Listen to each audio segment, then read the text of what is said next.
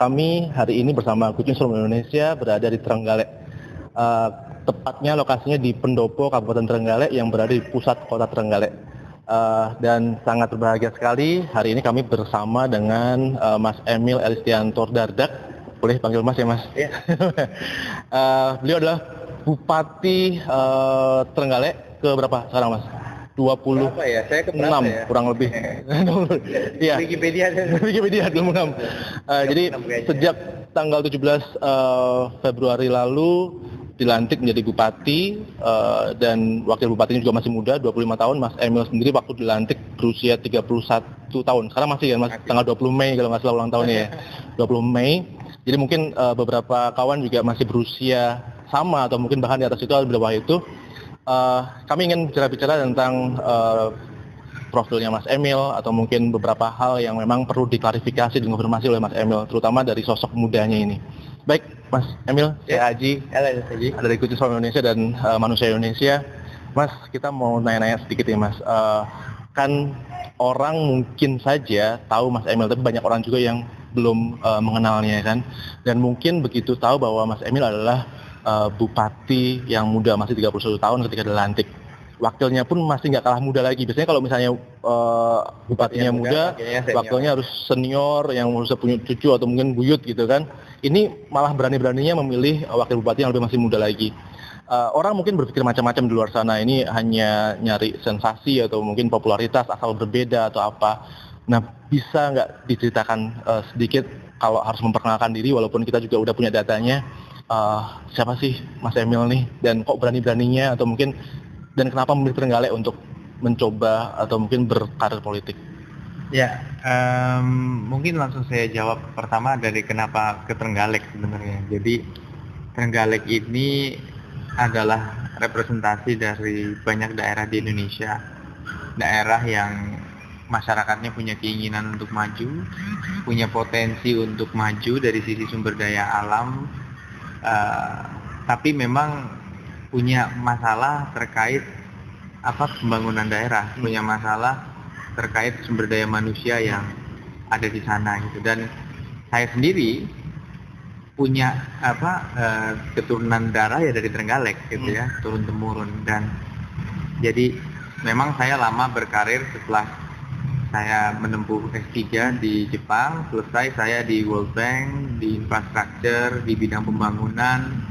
Terus saya 5 tahun terakhir mengabdi sebagai senior manajemen di Lembaga Penjaminan Infrastruktur, PT Penjaminan Infrastruktur Indonesia di Kementerian Keuangan. Tapi kemudian tiba-tiba masyarakat di sini mengatakan bahwa Trenggalek butuh pendekatan yang baru, butuh pendekatan yang berbeda, butuh suatu approach yang baru untuk bisa mengangkat potensinya gitu. Dan untuk itu kemudian saya datang ke sini, saya berkomunikasi, berinteraksi dengan warga, dengan tokoh partai politik, dengan segala elemen sampai di sini saya.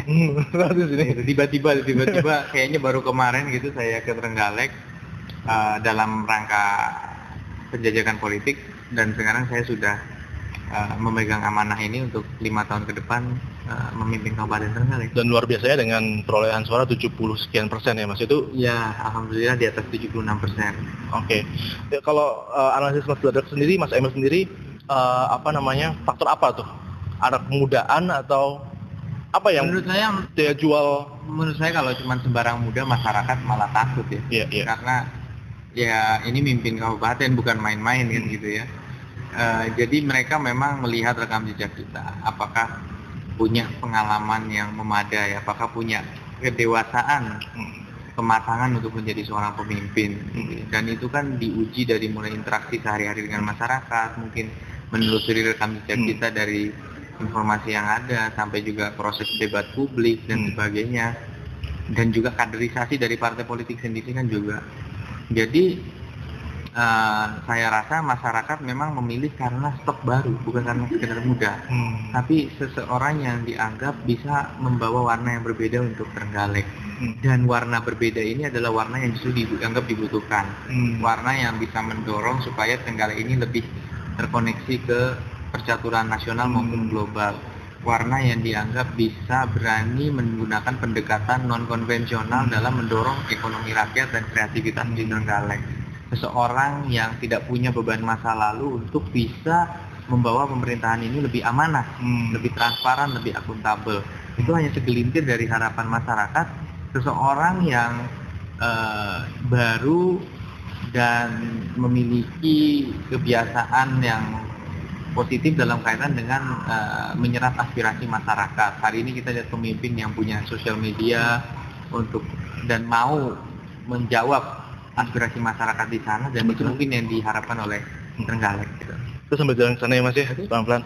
Tapi memang kita selalu kagum dengan orang-orang muda yang luar biasa, dan saat ini Mas Emil, kalau dari riwayatnya, dokter termuda lulusan Jepang, itu dokter ekonomi ya? Ekonomi pembangunan ya. Terus pada 17 tahun Mas Emil sudah terlibat di berbagai macam program di World Bank dan sebagainya.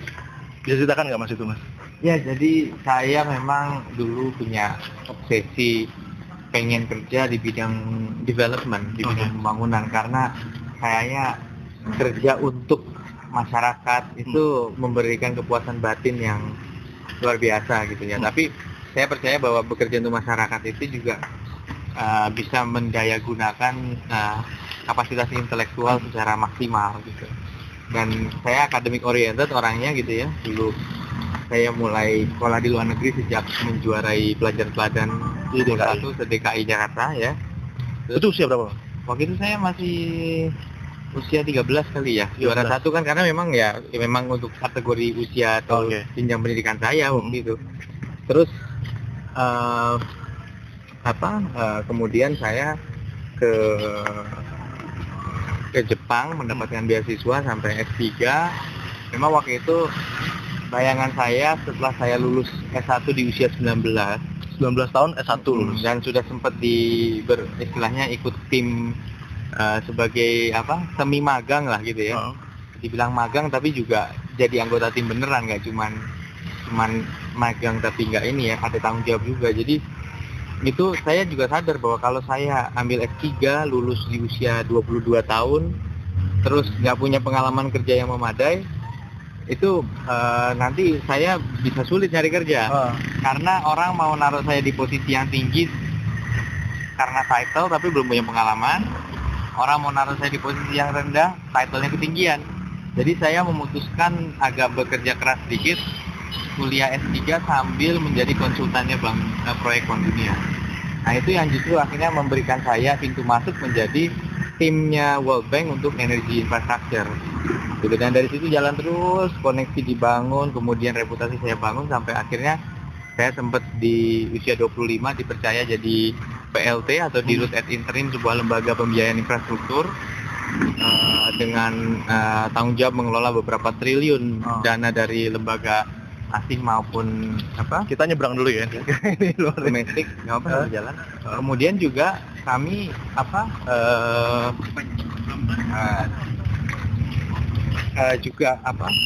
selanjutnya mengelola tadi setelah lembaga biaya infrastruktur, kemudian diminta bergabung di penjaminan infrastruktur Indonesia gitu, untuk bisa mendorong inovasi baru dalam mengakselerasi pembangunan infrastruktur di Indonesia. Oke. Berarti pengalaman Mas Emil begitu mendunia, bahkan mungkin sebagian besar waktu Mas Emil digunakan untuk belajar, sekolah, terus dengan lembaga multinasional. Lalu saat ini mengelola Trenggalek, sebuah kabupaten yang dari Surabaya masih butuh 5 jam ya. 5,5 jam kadang-kadang kalau macet, dan 180 km kalau nggak salah dari Surabaya. Sebenarnya ya dari exit nyebut merek nggak apa ya? Sini atau berapa? Oke. Sini? Ya udah. Sip. Dari exit luar menjelang Krian sampai ke gerbang Trenggalek itu cuma 150 kilo. Sebenarnya. Tulisannya Trenggalek dia. Lalu pada waktu pertama kali langsung menghadap nggak bisa ya? Nggak bisa? Nggak mau lihat-lihat di dalam ini dulu. Ya udah, Iya. boleh. Nanti bisa lewat sana. Nah, kita muter aja gini. Muter aja. Iya, Gitu. boleh. Muter aja. Oke. Begitu pertama kali melihat Trenggalek ketika beda dong ketika kampanye dan ketika langsung terlantik ya, mencampurkan diri dalam pekerjaan sehari-hari. Gimana tuh? Apa tantangan-tantangan yang memang dihadapi dan baru tahu ketika sudah terjun di dalamnya? Ya, saya sendiri kan baru 40 hari ya sejak dilantik gitu ya.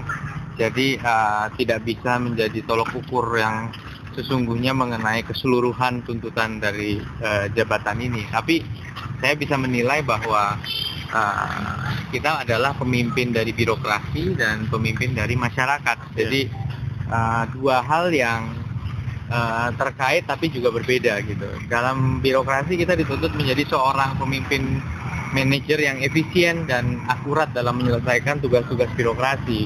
Dan itu bukan sesuatu yang simpel, membutuhkan juga kemampuan intelektual dan leadership terhadap pimpinan-pimpinan di pemerintahan yang juga memang sudah senior dan memiliki kapasitas SDM yang mumpuni juga gitu. Nah, disinilah kita juga dihadapkan dengan isu-isu di masyarakat gitu. Jadi kita harus bisa ngomong masyarakat, bisa menyerap aspirasi masyarakat. Nah, dua hal ini saling terkait dan di sisi lain kita juga tidak terlepas dari lingkungan sosial politik. Nah, jadi tantangan dari pekerjaan sebagai seorang bupati tentunya saya rasa berkali-kali lipat ya dibandingkan dengan pekerjaan di dunia korporasi gitu ya, karena kita dituntut memiliki profesionalisme yang sama, tetapi di sisi lain juga tentunya kita dituntut untuk bisa memikirkan pertimbangan-pertimbangan yang tidak sepenuhnya teknokratik.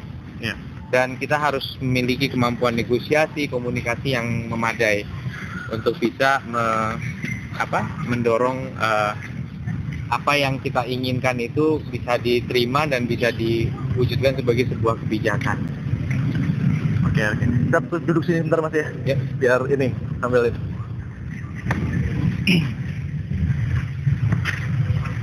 Oke Mas, jadi kalau bicara mimpi nih, Trenggalek kan begitu banyak harapan atau mimpi masyarakat yang dititipkan ke Mas Emil lah. Kalau Mas Emil sendiri membayangkan ketika 5 tahun ke depan, di periode pertama ya, Trenggalek berada di level mana gitu? Ya, sebenarnya seperti yang saya sampaikan tadi gitu, bahwa kemajuan sebuah daerah itu selain sekedar indikator ekonomi, tapi juga ada di dalam mindset atau warganya. Kawan MI udah kenal sebelahnya, Mbak Arumi Basin, ini istrinya Mas Emil. Nanti kita tanya juga ya Mbak. Ya. Gimana? Nah, jadi semua kembali ke mindset gitu, dan mindset ini akhirnya mempengaruhi juga kinerja ekonomi dari satu daerah. Sebagai contoh, kalau masyarakat ini pesimis atau tidak punya keyakinan terhadap kualitas dari produk Trenggalek, maka akan sulit untuk kita mengembangkan ekonomi rakyat di Trenggalek. Boro-boro keluar gitu, kalau di dalam aja juga susah. Dan inilah yang sebenarnya sangat urgent. Sebelum kita ngomong indikator yang konkret ya, seperti misalnya indikator pembangunan manusia, tingkat partisipasi sekolah, indikator kesehatan, mungkin indikator makroekonomi lainnya. Tapi yang paling penting pertama mindset masyarakat dulu harus kita bawa ke dalam satu arah yang sama, bahwa satu perjuangan mewujudkan keunggulan kompetitif itu tidak enak, tidak mudah, dan membutuhkan kreativitas gitu, dan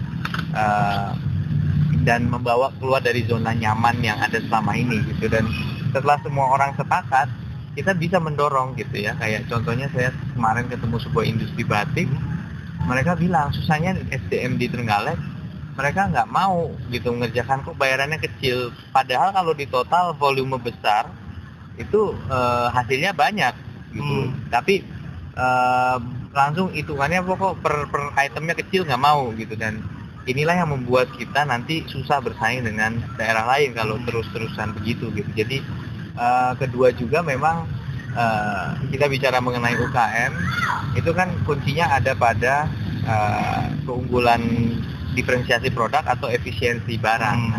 Jadi inilah tantangan-tantangan yang harus kita dorong, bagaimana masyarakat yang katakanlah dia sudah bagus produknya, itu nggak serta-merta merasa aman, tapi terus berinovasi supaya produknya selalu punya keunggulan di pasar gitu ya, di segmen yang mereka ambil. Ini hanya sekelumit contoh yang sudah saya amati di Trenggalek yang kelihatannya perlu menjadi perhatian. Dan formula tadi, kalau mindsetnya berubah bahwa Trenggalek ini bisa, bahwa Anda dengan mengkoneksikan diri ke peluang-peluang nasional dan punya karakter yang kuat, insya Allah bisa. Kalau mindset dasarnya, kalau misalnya Mas Emil lihat sebelumnya seperti apa sih Mas yang ingin diubah tadi?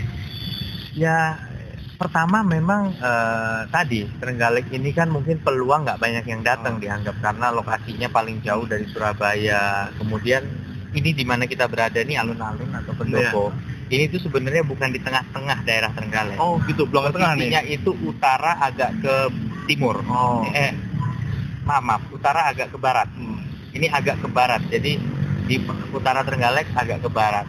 Sedangkan banyak daerah-daerah lain di Trenggalek yang berpotensi, tapi kita hanya melihat selalu yang ada di sini. Tamu pun datangnya ke sini. Sedangkan yang punya potensi di Trenggalek, contohnya di Watulimo Prigi, dia itu punya potensi pariwisata perikanan yang luar biasa. Nah, sebenarnya harusnya upaya untuk membangun kota pariwisata yang nyaman, yang punya daya tarik kepada wisatawan, itu kita wujudkan di sana.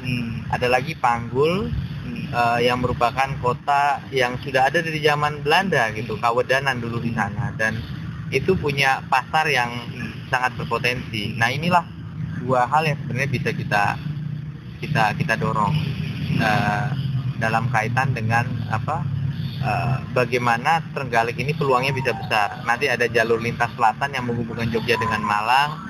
Di utara ada perbaikan tol Trans Jawa yang juga mempengaruhi jarak Trenggalek ke jalan tol tersebut, karena pintu tolnya nanti mungkin nggak terlalu jauh dari Trenggalek. Nah, inilah maksudnya nggak terlalu jauh, cuman beda dua kota gitu. Yang dulunya sebenarnya untuk ngomong tol aja kita bicara jauh sekali gitu. Jadi perbaikan ini akan membawa peluang ke Trenggalek yang kalau kita nggak sambut dengan mindset yang positif, yang ada kita digilas oleh orang lain ya gitu, bukan masyarakat Trenggalek yang bisa memanfaatkan peluang yang muncul ini. Artinya peluang itu sebenarnya sudah ada, dan bagaimana saat ini kepemimpinan saat ini sudah mulai kelihatan, akan makin besar lagi dan perlu disikapi dengan kesiapan memanfaatkan peluang itu. Oke, Mas Emil, Mbak Rumi, kan profilnya ini bukan profil sedang-sedang saja lah ya, profil lebih tinggi.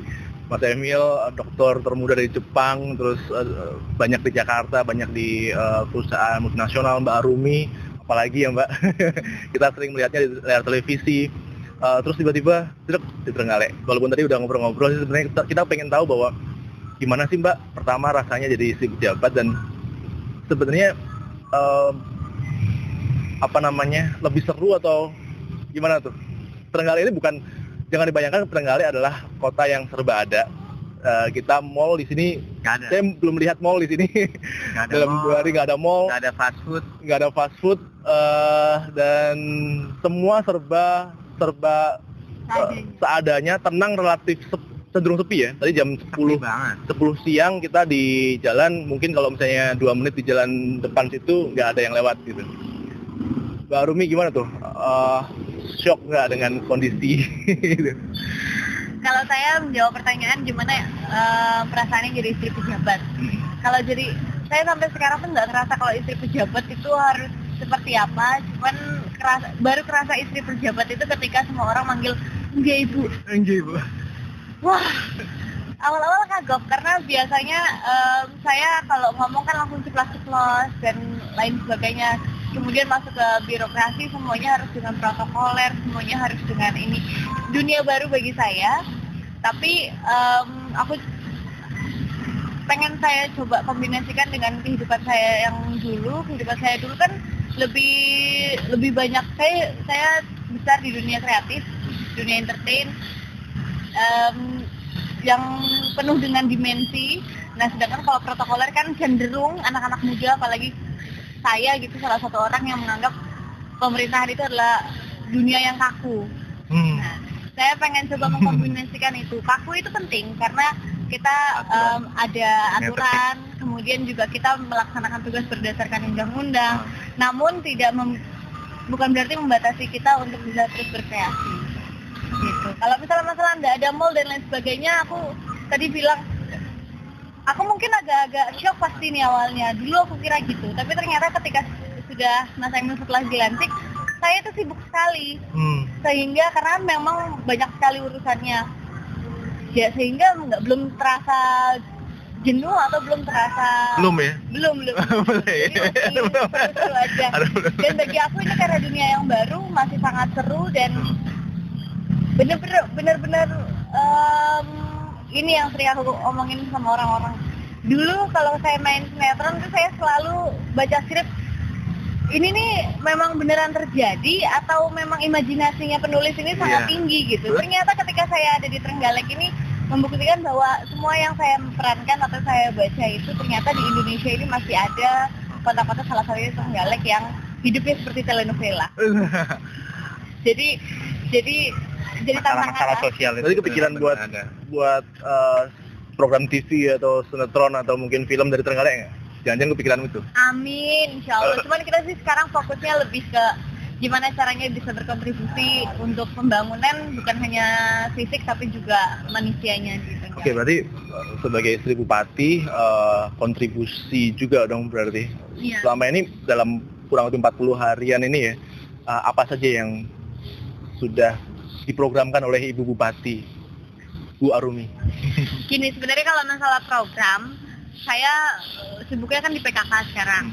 Kalau PKK sendiri, alhamdulillah ibu-ibu bupati sebelumnya sudah sangat mahir-mahir di dunia PKK dan juga sudah sangat jago-jago menangani permasalahan yang ada di Trenggalek. Jadi sebenarnya program-program itu sudah ada, tinggal kita meregenerasi terus supaya program tersebut tetap tepat sasaran, karena kan permasalahan selalu update kan, permasalahan selalu berubah-ubah gitu.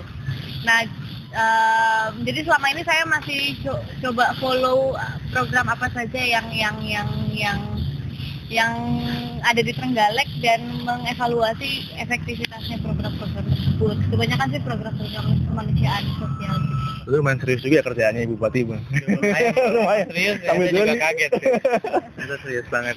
Kita mau ke arah sana, terus nanti ke situ dari situ ya. Boleh. Kita lewat sana terus ini. Sama warga kali ya. Mas, sorry, sama harga warga kalau misalnya ada. Nanti harus.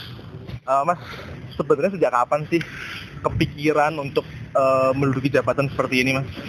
Atau momentumnya apa itu? Kok bisa tiba-tiba gitu? Enggak, jadi kelihatannya masyarakat yang kena dorongan juga ya dengan munculnya pemimpin-pemimpin yang dianggap tidak lazim pendekatannya dalam mengelola pemerintahan. Ya, ada yang gemar belusukan, ada yang aktif di media sosial, ada yang dekat dengan anak muda, ada yang punya pendekatan-pendekatan kreatif, dan akhirnya seperti GNFI ya, ternyata bad news is good news itu sudah tidak lagi berlaku di dunia pemerintahan. Masyarakat malah punya dahaga akan good news dari sisi government gitu, bahwa sebenarnya nggak semua pemerintahan tuh korup, nggak semua pemerintahan tuh jelek gitu, dan bahwa kalau diberitakan hal yang baik tentang pemerintah, mereka pun pengen tahu dan punya nilai jual. Dan inilah yang membuat kemudian Trenggalek pun ikut mendambakan adanya pemimpin yang berbeda itu loh, yang baru gitu. Dan untuk saya sendiri kemudian memang pada saat masyarakat mengharapkan adanya sosok seperti itu di Trenggalek, saya pun pada saat introspeksi jadi melihat benar juga gitu, kenapa Trenggalek nggak boleh gitu ya mendapatkan seseorang yang memiliki karakter kepemimpinan atau latar belakang yang memang baru dan fresh gitu. Ini ada warga. Halo. Dari mana? Dari Tugu, Pak. Dari Tugu. Namanya siapa? Namanya? Dia. Dia. Kelas 11. 11. Ini lagi Tadi jalan-jalan aja. jalan-jalan. Iya. Seneng jalan-jalan ke alun-alun. Iya, lumayan senang. Kira-kira apa lagi yang perlu ditambah? Wah, langsung ditanyain. Ganti langsung ditanyain. Karena konsumen utama alun-alun. Oh, oke. Remaja. Kunjung adalah remaja banyak. Konsumen jadi memperlakukan juga masyarakat sebagai customer juga harus kita layanin. Kita pelayan masyarakat. Ya kalau bisa ya lebih ditambah apa ya wawasan tentang belajar para anak-anak lah untuk mengenal lingkungan. Oh gitu. Iya bagus. Jadi kayak misalnya ada di pojok mana gitu misalnya ada tanaman jahe, kemudian di sampingnya ada tulisan manfaat jahe itu apa saja. Ya. Mungkin kayak gitu-gitu lucu ya. Iya, untuk memperkenalkan anak-anak itu bagaimana cara belajar yang kita. Oh, jadi edutainment, artinya education and entertainment. Dan memang kita pengen sebenarnya ke depannya, ini juga kita sudah mulai rancang bahwa setiap hari, setiap sore itu ada aktivitas yang menarik di sini. Misalnya ada yang bikin pameran fotografi, atau ada yang kegiatan kesenian kayak kemarin kan ada keroncong misalnya. Nah itu bisa dibikin di corner-corner di alun-alun gitu. Kita juga memang pengen dorong adanya wifi di sini gitu nantinya. Nah ini yang beberapa yang kita coba bikin lebih hidup lah alun-alun, dan kita harap teman-teman seperti Dias ini ikut jadi bagian dari meramaikan alun-alun ini sebagai tempat pertemuan warga yang positif gitu loh. Yes, seneng nggak dengan gimana rasanya punya bupati dan ibu bupati seperti ini? Ya alhamdulillah senang bisa membantu kami untuk lebih giat untuk belajar. Oh gitu. Iya. Jadi semangat ya, harus ya. Semangat. Soalnya memang potensi di Trenggalek besar gitu, dan banyak yang mau sekolah tinggi-tinggi juga bisa ngapain sih di Trenggalek. Akhirnya malah terdorong untuk ya udahlah gitu, nggak begitu semangat. Nah ini yang kita harapin, anak-anak Trenggalek bangga dengan daerahnya sendiri dan yakin bahwa ya saya ini juga keturunan Trenggalek, sama aja apa yang kita capai itu ya kita sama gitu. Dan akhirnya mungkin teman-teman ini juga tergugah gitu untuk dream higher gitu. Ada yang mau sampaikan nggak ya ke Pak Bupati penyemangatnya ini? Iya, saya ucapkan terima kasih untuk Bapak Bupati dan Ibu Bupati yang telah memberikan inspirasi dan juga untuk anak remaja Indonesia dan Trenggalek. Indonesia ya? Iya. Oh ya Trenggalek lah. Trenggalek ke Indonesia, dari Trenggalek untuk Indonesia. Iya. Baik Dias, makasih ya. Balik dulu ya. Keluarga. Terima Dias. Iya. Oke, Mas.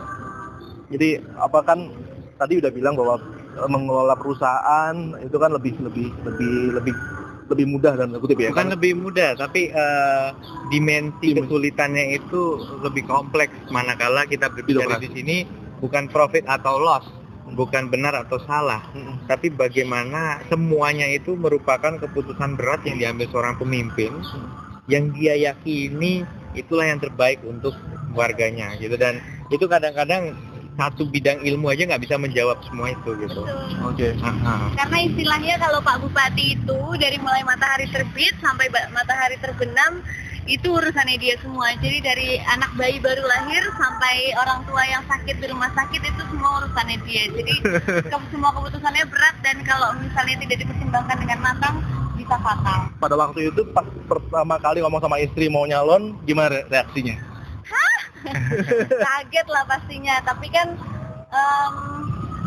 saya ini selalu melihat Mas Emil orang yang memang punya cita-cita untuk mengabdi sama Indonesia, karena memang beliau ini Mas Emil ini udah sekolah di Jepang, sudah jauh-jauh, dan lapangan pekerjaan terbuka lebar di sana, banyak yang mau menerima pekerjaan. Namun beliau ya tetap aja saya kayaknya nggak punya kepuasan hati ketika di sana, melainkan di Indonesia, dan selalu tertarik di dunia pemerintahan. Nah pada saat dia mau mencalonkan diri, ya sudahlah, mumpung masih muda, inilah waktunya untuk eksplor, untuk cari tahu banyak ilmu, cari tahu. Jadi lebih dianggap sebagai pelajaran. Nggak ada pikiran bakalan menang, bakalan apa tuh nggak ada sama sekali. Jadi rasa mencoba untuk belajar dalam proses itu Iya, Ya. pengen meningkatkan diri satu step ke jenjang selanjutnya lah. Oh, gitu. Mas Emil kan anak-anak muda itu biasanya kan kalau nggak apatis terhadap politik, dia sangat kritis bahkan sinis terhadap politik. Ya. Kalau Mas Emil sendiri melihat sebaiknya mereka-mereka yang muda ini bagaimana sih merespon atau memandang terhadap politik ini? Tanpa bermaksud juga untuk mengkritik generasi muda, sebenarnya di dalam dunia ini semua tidak sesimpel apa yang kita bayangkan juga gitu ya. Artinya seringkali memang sebuah keputusan pemerintah itu bukan yang paling ideal dari kacamata teknokratik atau kacamata ideologi sosial gitu ya tertentu gitu. Tetapi kalau kita tidak punya keberanian juga bahaya gitu. Kalau selalu takut mengambil keputusan yang selalu takut mengambil keputusan yang sebenarnya penting untuk diambil gitu ya. Nah ini mencari balance ini, kadang-kadang generasi muda suka frustasi. Loh kok pemerintah nggak begini, kok nggak begitu, padahal memang ada beberapa pertimbangan lain yang mungkin belum terpikirkan gitu ya, manakala nge-push sesuatu, atau ada realita yang tidak semudah itu untuk dikesampingkan manakala ada. Tapi di sisi lain kalau terlalu banyak pertimbangan malah Bupati baru seneng Mas Elvi. Terenggalek dari Kamulan. Oh, Kamulan. Iya. Ini kalau misalnya diperbaiki kayaknya bakalan lebih ramai lagi ya. Ya kayak gini kan sayang nih. Rusak ya. Sebenarnya ini kan ikon ya. Bisa saja rusaknya juga karena didudukin diapain gitu ya. Tapi memang kita ingin rawat. Lalu tanaman-tanaman ini kan harusnya, karena ini pojok yang menariknya justru harusnya dikasih tanaman yang atraksi, bukan tanaman rumput natural yang ini gitu ya. Harusnya ini bunga gitu. Iya. Lo langsung Tulisannya ya. langsung ada yang ini. Ini kita langsung ada di alun-alun dan warga langsung bisa menyapa Pak Bupatinya. Siap, langsung di follow up. Iya. Kayaknya harapannya begitu besar ya Mas. Ya, masyarakat tentunya berharap bahwa mereka kadang-kadang frustasi, ini loh ada ide yang bagus, bermanfaat, tapi didiemin aja, nggak dilakukan, nggak dilaksanakan gitu. Alun-alun kayak gitu. Ini kan keindahan masyarakat kayak gini gitu. Ini saya seneng juga Mas ngajak saya jalan-jalan ke sini. Ya, saya jadi lihat juga gitu kan di sisi ini lah. Ini kan harusnya pojok yang indahnya justru. Aku bilang alun-alun itu harus punya, kalau di wedding itu kita selalu punya foto booth. Oh iya. Jadi alun-alun juga harus punya foto booth karena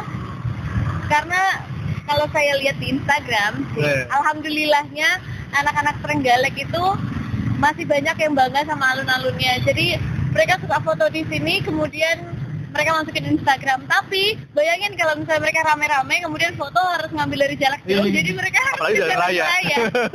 Jadi biasanya malam-malam. Nah maksudnya ide-ide seperti itu kadang-kadang baru Sebenarnya muncul. salah satu yang memungkinkan ya kita bisa tutup sih ini. Jadi Ya, atau artinya semua mobil harus ke situ. Ini mungkin dimajukan sedikit supaya nggak terlalu ini. Supaya jadi tepat tiang lampu ini kita majuin dikit.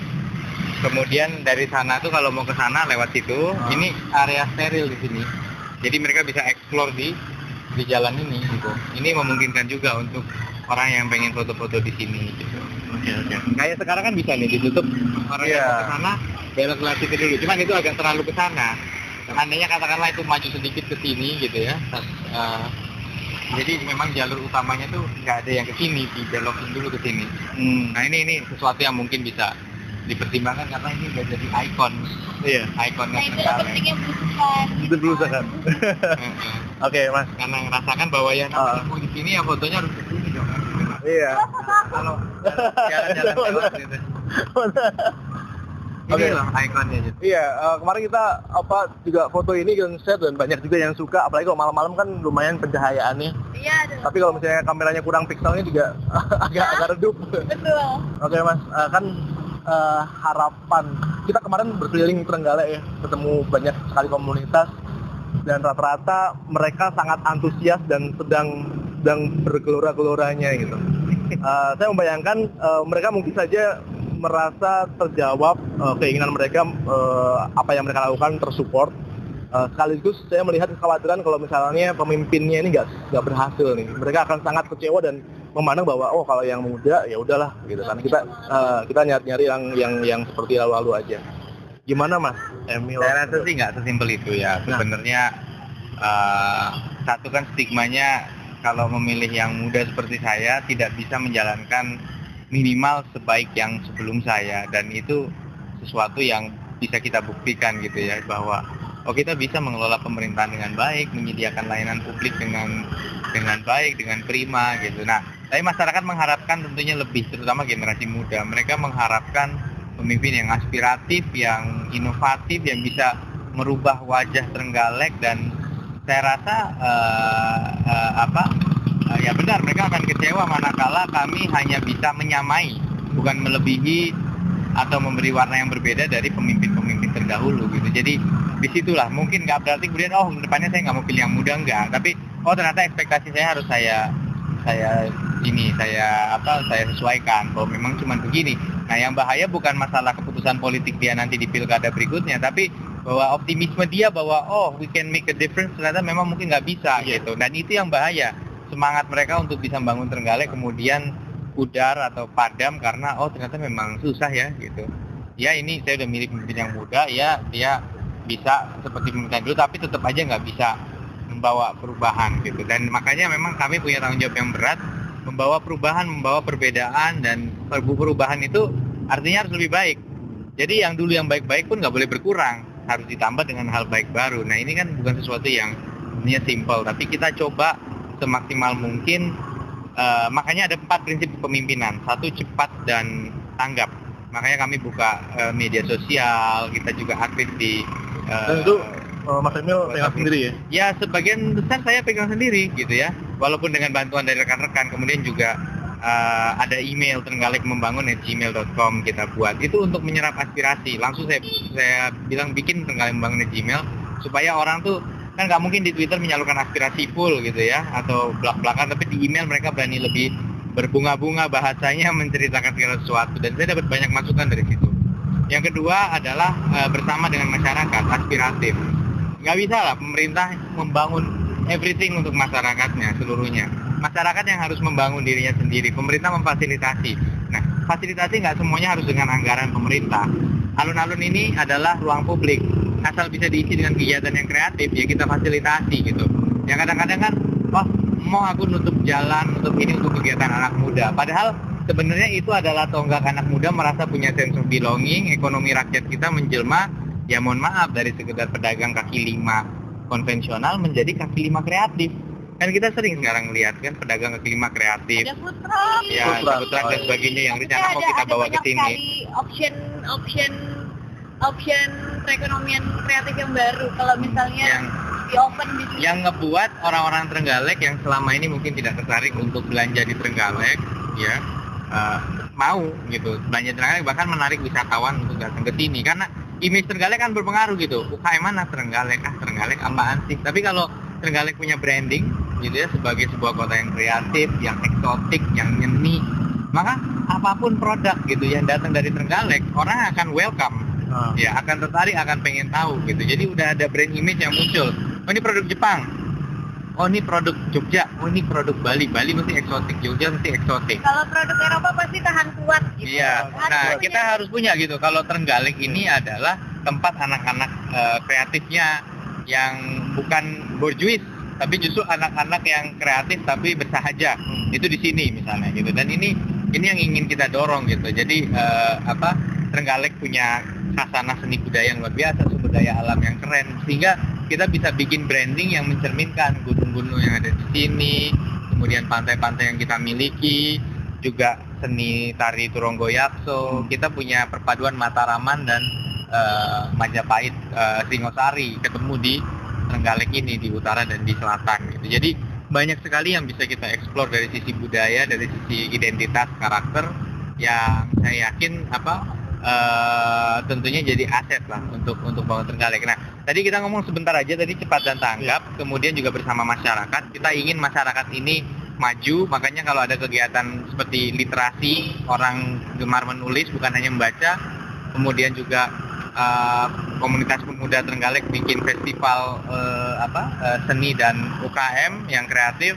Itu ya kita harus ada bersama masyarakat gotong royong bersihin jalan, ya kita ada di situ untuk bersama mereka. Saya cuma datang bawa minuman, nggak diundang padahal, tapi kenapa saya datang ke sana?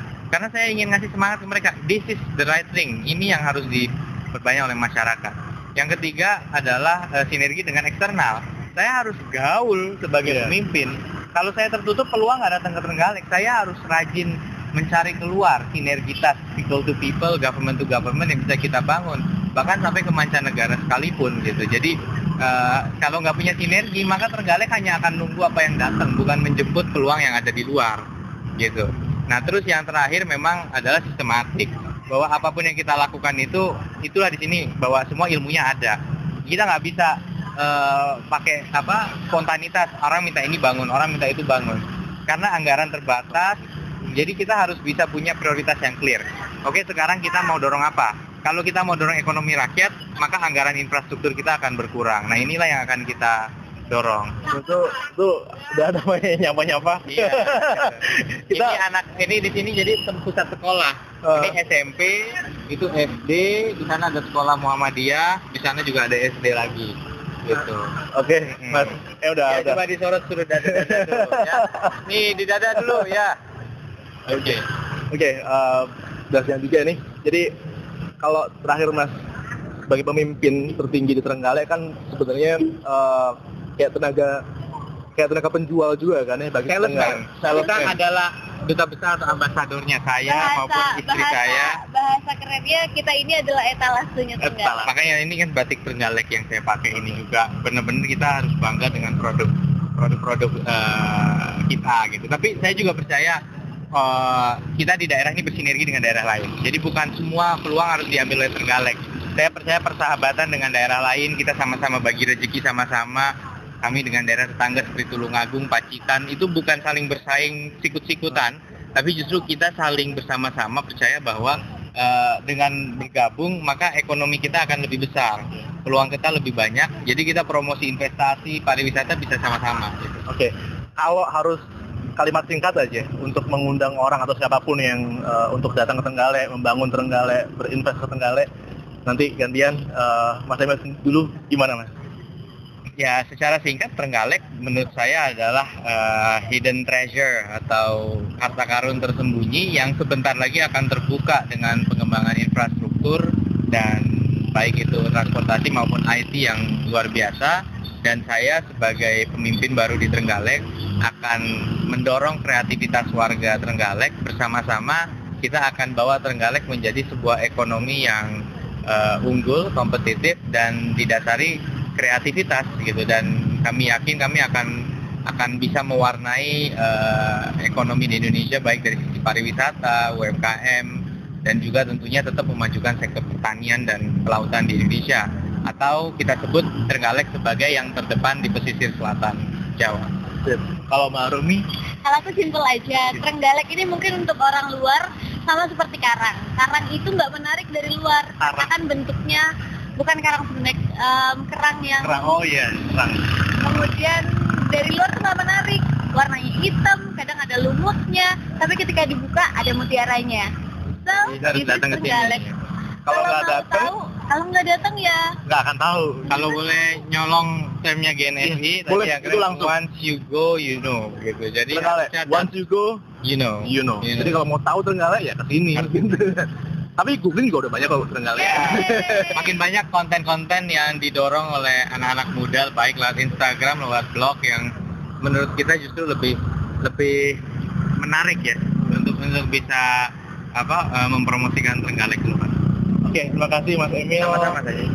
Mbak Rumi, senang sekali dapat kesempatan langsung berwawancara dengan Mas Emil, Mas Bupati, dan Mbak Rumi, Mbak Bupati. Bisa bahasa Jawa nggak, Mbak? Saged. Sedikit-sedikit ya. Sedikit. Oke, baik.